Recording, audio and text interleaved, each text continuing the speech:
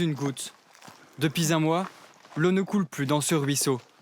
Ses agents le surveillent régulièrement. Ils n'avaient jamais vu ça si tôt dans l'année. On est au moins 1 mois et demi en avance sur la situation de l'année dernière. Sur les 35 cours d'eau suivis dans la Creuse, seuls 3 ne sont pas à sec.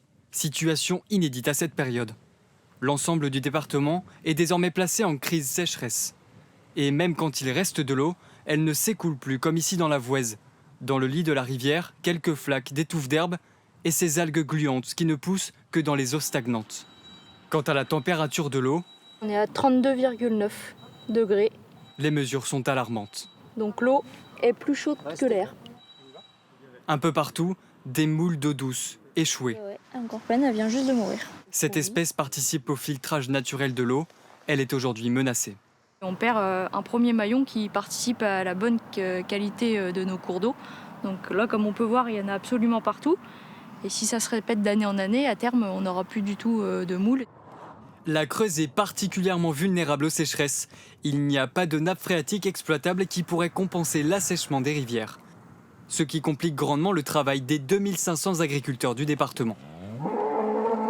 Doucement mes grosses là, doucement. Joël Rougeron possède 500 vaches à viande. Jusqu'au mois de mai, ce ruisseau suffisait à abreuver cette parcelle de 50 charolaises. Vous pouvez constater que là c'est à sec, bien à sec. Hein. Alors désormais pas le choix, il faut leur apporter 3000 litres chaque jour. Et c'est toute une logistique. Direction un château d'eau à quelques kilomètres de là. Les agriculteurs peuvent y puiser gratuitement. Jamais ils n'avaient été aussi nombreux à en profiter. Je venais pas là, parce qu'on avait une petite rivière, et il y avait toujours un point d'eau ou deux qui permettait d'avoir de l'eau, quoi. Depuis une quinzaine d'années, il leur permet de tenir face à la sécheresse. Allez, suivant.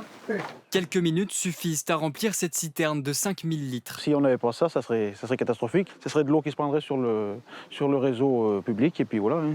Une eau gratuite, mais les allers-retours sont contraignants, jusqu'à 3 heures par jour, depuis déjà 3 mois. Et chaque année qui passe est plus dure. Aujourd'hui, Joël Rougeron ne cache pas son inquiétude. Quand on descend en dessous le Massif central, on voit plus d'élevage. Parce que bon, déjà, le climat méditerranéen avait gagné. Et je crois qu'il est en train de gagner chez nous. Et on voit que l'élevage va quand même être remis en question.